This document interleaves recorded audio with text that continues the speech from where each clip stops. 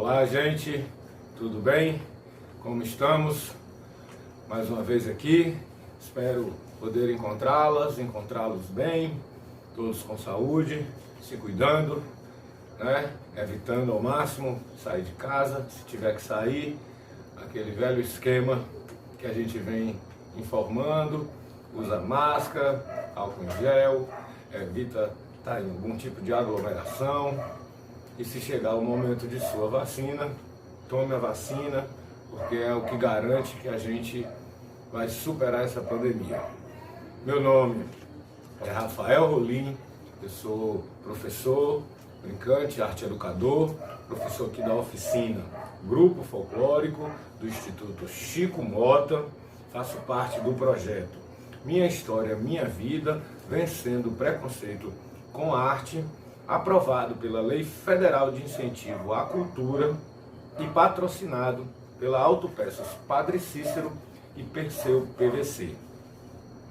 E cá estamos, mais uma aula, mais um encontro, para que a gente possa, mais uma vez, aprender um pouco mais, trocar um pouco mais sobre as nossas culturas populares, sobre o nosso folclore, sobre a cultura popular brasileira, cearense, nordestina, mas também dos outros estados, né? Como venho trazendo sempre essa lembrança, né? De como nós estamos caminhando nesse processo da oficina Grupo Folclórico. Então nós viemos trabalhando com as manifestações artísticas da tradição, manifestações essas que eu tenho trabalhado muito na perspectiva das brincadeiras de rua, né, das manifestações da tradição oral, basicamente, né, de rua, manifestações essas que a gente encontra em diversos estados brasileiros, e aí brincamos, estudamos um pouco o reizado, as bandas cabaçais, o coco, a ciranda, o maracatu cearense, o cavalo marinho pernambucano. Fizemos um passeio. Vamos ainda dar continuidade, mas nesse momento eu pensei de trazer outras formas, né, que a nossa cultura popular também se expressa para além dessas manifestações, dessas brincadeiras populares de rua, que eu acabei de citar. Na realidade não para além, mas que são influências que estão muito próximas. Por que eu digo isso? Porque hoje, nos próximos encontros, eu tinha até prometido, né, que a gente ia falar sobre o maracatu, e iremos falar ainda sobre o maracatu pernambucano, a gente já falou um pouco sobre o maracatu cearense, e nós vamos adentrar nessas próximas aulas nas manifestações, mas por um outro viés. Nesse encontro de hoje, nós vamos trabalhar um pouco, na nossa conversa aqui, as influências que essas manifestações receberam e também influenciaram, de como elas também influenciaram essas outras brincadeiras, essas outras manifestações. E eu vou falar especificamente aqui um pouco do circo, das manifestações da tradição circense, e também um pouco dos bonecos, que estão muito ligados. Eu trago isso porque ao final do nosso encontro de hoje, vocês vão poder assistir um vídeo chamado de um grupo aqui do Eusébio, do qual eu faço parte, que é o vídeo chamado O Fantástico Circo Miolo de Pote. É um nome sugestivo, engraçado, Fantástico Circo Miolo de Pote. Ele vai trabalhar esse grupo, que é um grupo que ele já não por isso que eu falei dessas influências, ele já não é um grupo que nasce de um mestre específico da cultura popular, de um mestre de uma linhagem específica. Trata-se de um coletivo, né, que é um coletivo chamado Breu, Brincantes do Eusébio, e aí nossos próximos encontros nós vamos falar um pouquinho desse Brincantes do Eusébio, porque nós temos alguns trabalhos aqui na cidade do Eusébio, que é onde eu moro, onde a gente está gravando esse vídeo agora, que bebe das fontes, se inspira nas fontes da cultura popular. E o Fantástico Circo Miolo de Pote é mais uma desses produtos, desses trabalhos que nós estamos desenvolvendo aqui inspirados, né, na cultura popular, tanto do circo, como dos bonecos, como também das marionetes. E vocês vão poder assistir no vídeo, e aí tem algumas diferenças. Eu vou falar primeiro um pouco dessa história do circo, e depois eu vou entrar para os bonecos, que aqui a gente chama também de mamulengo, que eu tenho um aqui que já eu vou mostrar para vocês como é que ele funciona mais ou menos.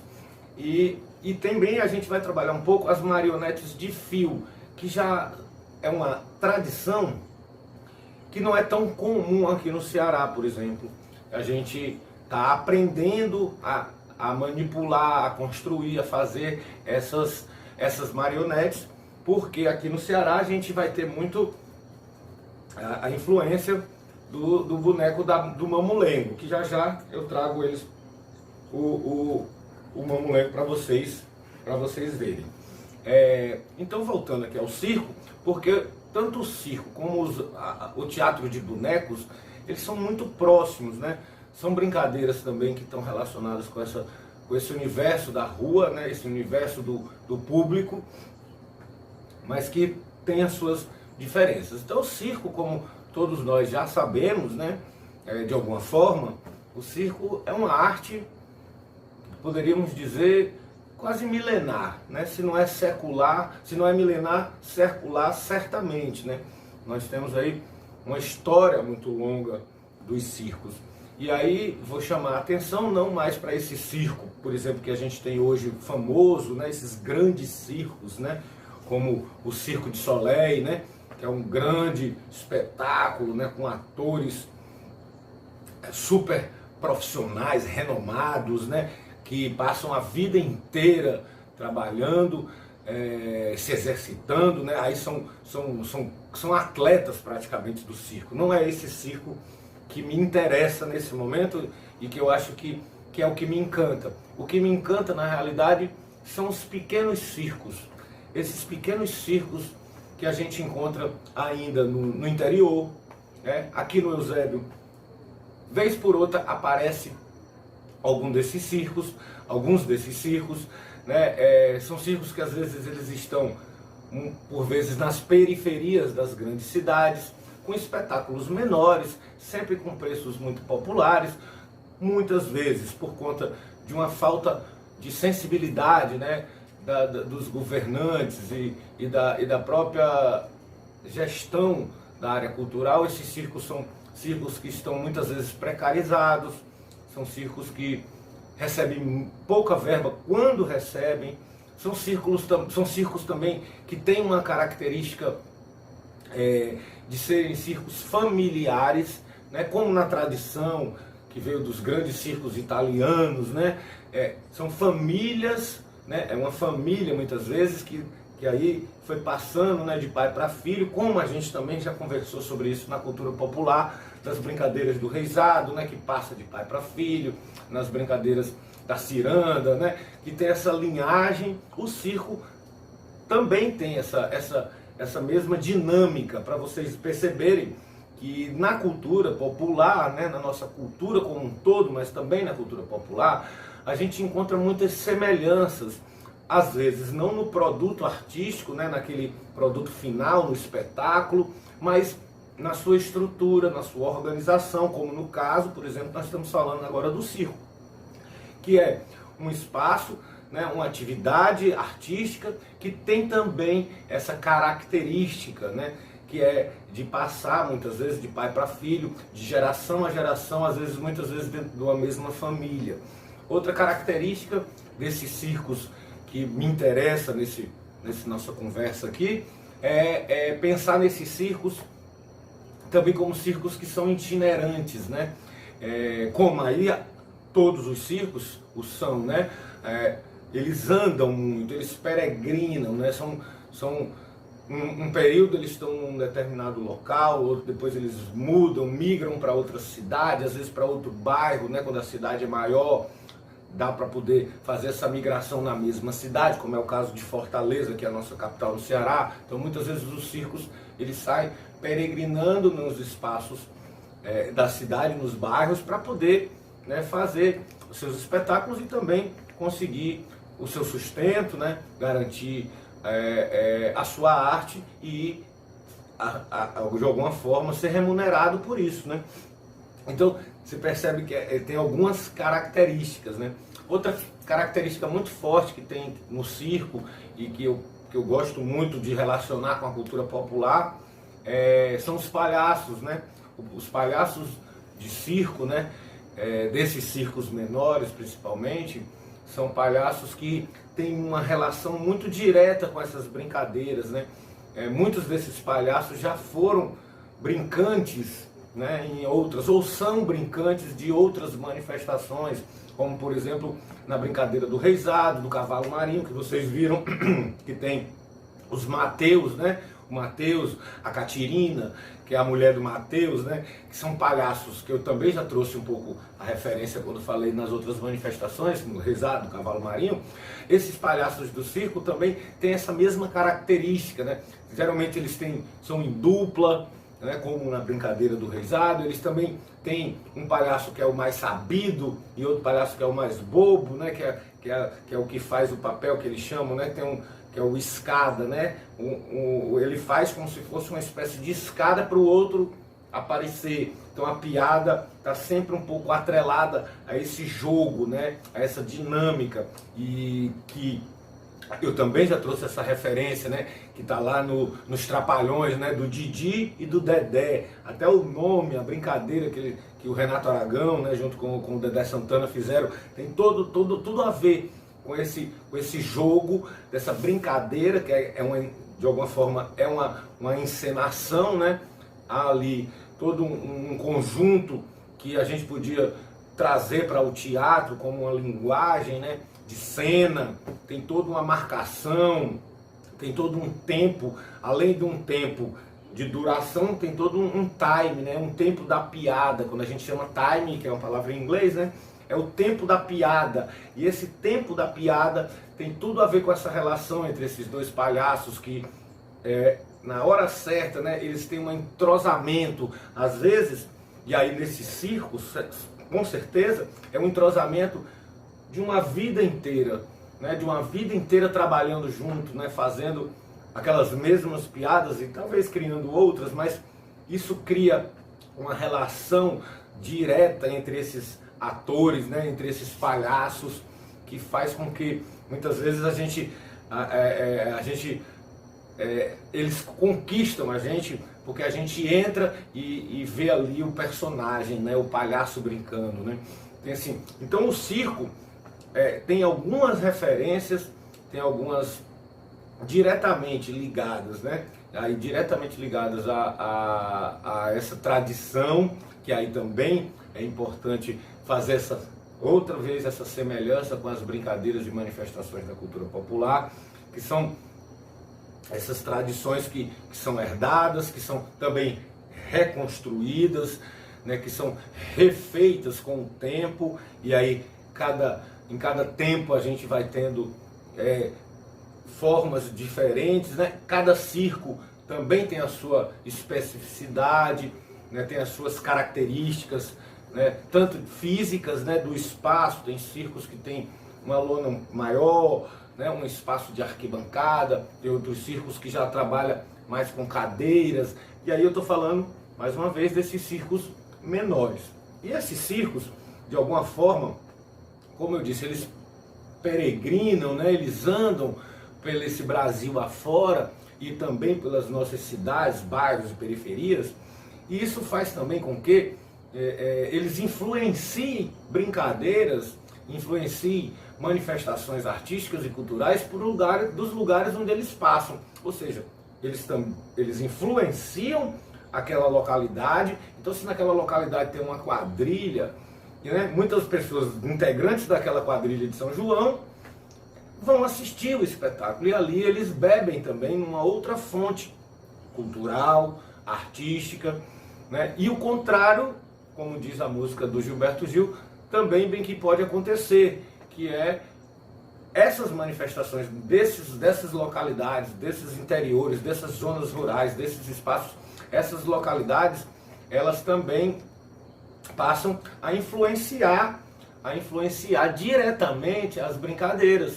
E isso eu já vi, inclusive, de algum mestre, né? O meu mestre, que eu espero poder trazê-lo em breve aqui para os nossos encontros, de forma virtual, né? De forma gravada. Eu já estou fechando com o mestre Antônio, e uma vez na minha pesquisa que eu fiz de mestrado, numa conversa, assim, após o trabalho, ele me relatou que muitos circos passam pelo Juazeiro, porque também o Juazeiro tem essa tradição de receber esses grupos, né, como tem muitos grupos de cultura popular.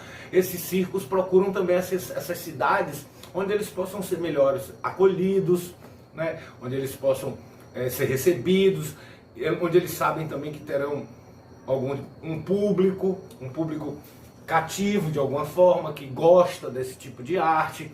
Porque se você for para os bairros mais elitizados, por exemplo aqui na cidade de Fortaleza, você não tem nem espaços que possam ser disponibilizados, públicos, que são espaços, geralmente espaços cedidos, né? Os circos negociam isso.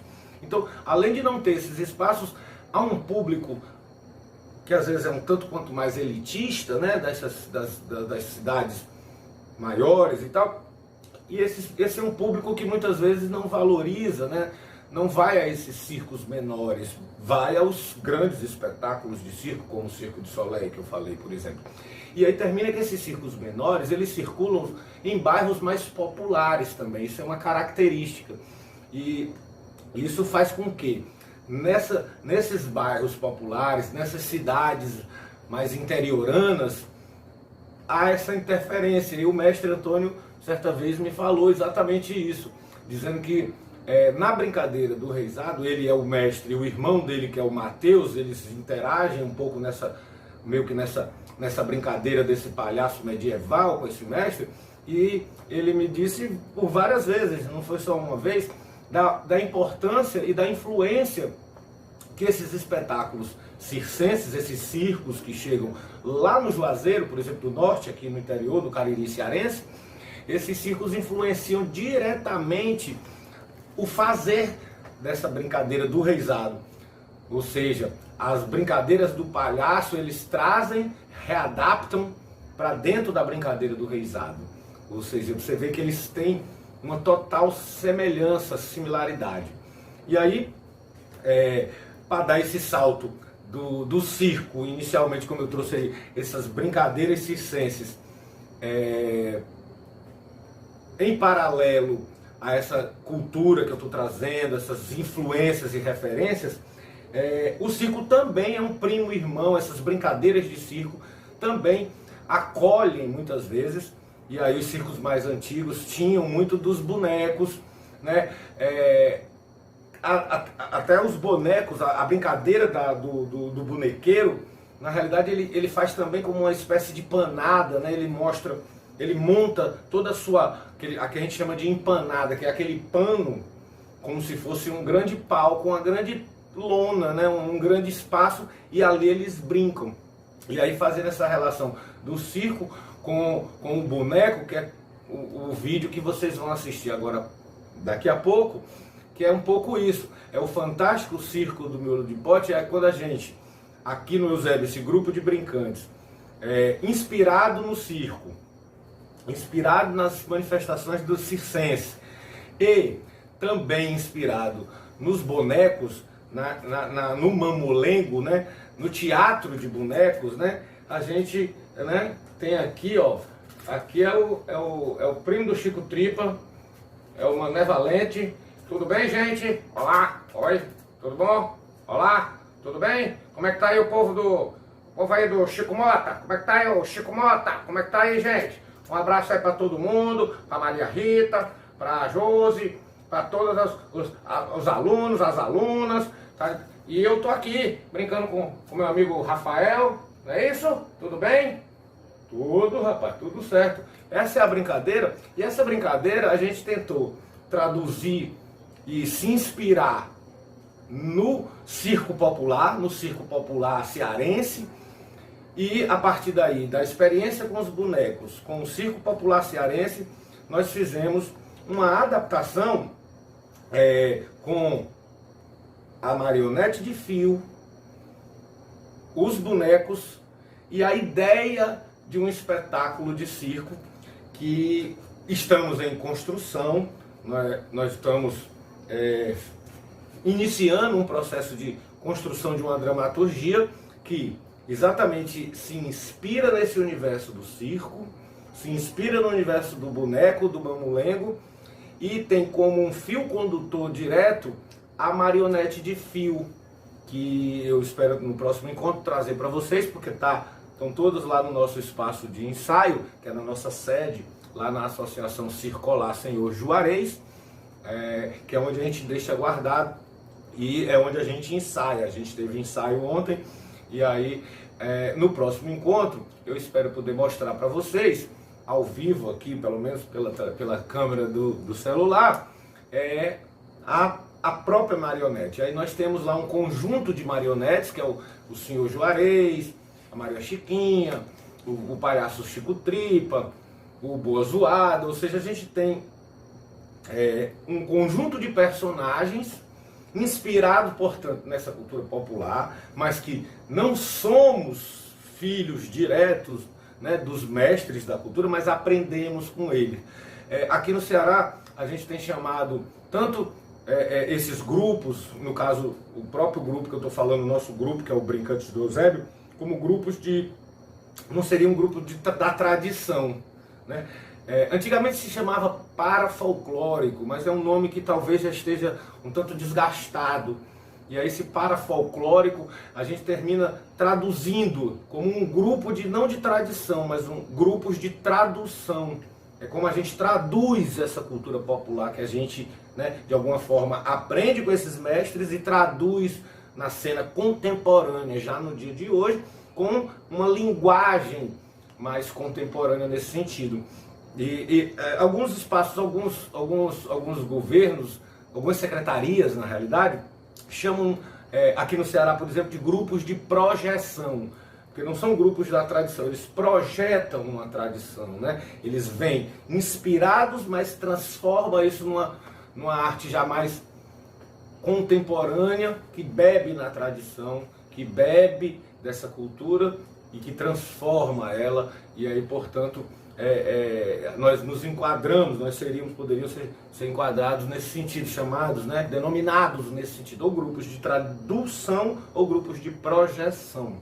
E aí, eu vou já me encaminhando para o final do nosso encontro de hoje, lembrando dessa importância que tem da gente fazer sempre esse caminho de compreender a cultura popular como esse todo, e percebendo que nesse todo tem as suas especificidades, ou seja, cada parte que compõe esse todo, e essas partes, como eu já venho demonstrando, né, e trazendo nas experiências que a gente tem assistido e discutido aqui, eles têm uma relação muitas vezes direta, né? Uma coisa puxa a outra, uma brincadeira inspira outra, uma manifestação inspira outra manifestação, um grupo de cultura popular que se apresenta inspira outro grupo, né? Personagens são criados e recriados e inventados a partir disso,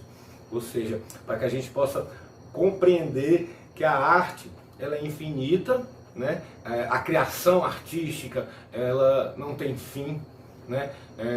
Enquanto o homem, né? No caso os homens, né? As mulheres, todos nós, os artistas e pesquisadores que vão por esse caminho, enquanto a gente estiver trabalhando, a arte vai estar existindo, resistindo e se reinventando, né? Se reinventando para que a gente possa cada vez ser mais, né, no sentido freiriano, no sentido de Paulo Freire, de ser uma pessoa melhor, de compreender um mundo melhor, de perceber que o outro faz parte de mim e que a arte seria um canal, né, de condução para que a gente possa se integrar, interagir, criar e fortalecer-nos, né, nos fortalecer enquanto seres humanos nas nossas comunidades, nos nossos espaços, nos nossos grupos coletivos, né, e que a gente possa sempre estar junto pensando a importância da arte, da cultura nas nossas vidas, na nossa educação, na educação dos nossos filhos, né, na educação da nossa sociedade. Beleza? Então é isso, gente. Fique aí com o vídeo, é um vídeo institucional do nosso coletivo, do Breu, do Brincantes do Eusébio, e esse vídeo vai trazer um pouco dessas influências aí do boneco, do mamulengo e também da marionete de fio a partir do universo do circo. Então, vamos se despedir aqui, amigo. Olá, gente. Então, vai lá no... Hoje quem vai falar é você, né? Vai lá no canal, então, do YouTube, né? No Instituto Chico Mota, dá aquele legal. E, ó, palmas para vocês e até a próxima. Valeu, gente. Tudo de bom. Boa sorte. Até o próximo.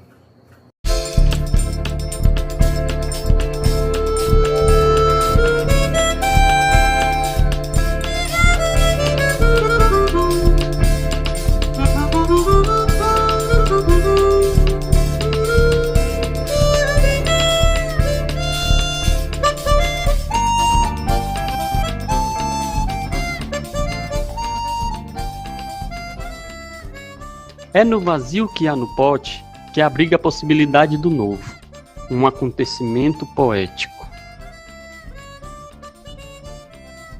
O fantástico circo Miolo de Pote é o resultado de um longo processo de pesquisa, estudos, trabalhos e brincadeiras. Um processo dolorido e amoroso, que transita da conta ao canto, da técnica à arte, dos momentos de coletividade e dos momentos de isolação. Conceber, ilustrar, desenhos técnicos, figurinos, esculturas, ajustes, pinturas, ensaios, risos, choros, machucados e calos nas mãos. São os cantinhos por que passamos nesta linda caminhada.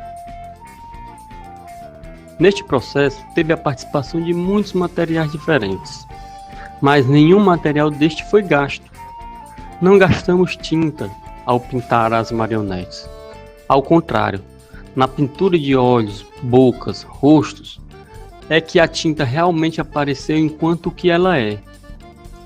Foi nas curvas das esculturas de um rosto ou perna que a madeira de cedro mostrou sua essência. É com muita alegria que apresentamos para vocês o fantástico Circo Miolo de Pote! A coleção de 5 marionetes de fio com o tema do Circo Popular do Ceará foi um processo assim, cheio de alegria que surgiam do esforço. Este trabalho foi realizado por muitas mãos e etapas. Usamos da escultura manual ao corte computadorizado de um robô. Buscamos compor tecnologia, inovação, técnica e arte, memória e atualidade.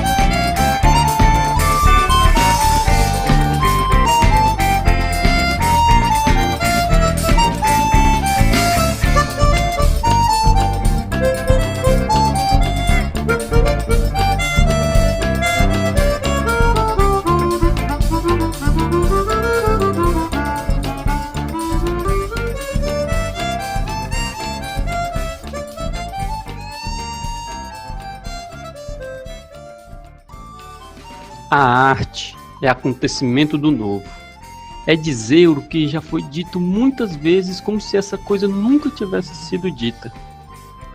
É acontecimento do inaugural que há em cada trilha caminhada. É possibilidade, é diálogo, é o brotar do mato que surge logo após a primeira chuva. São os riscos e cortes, risos e choros.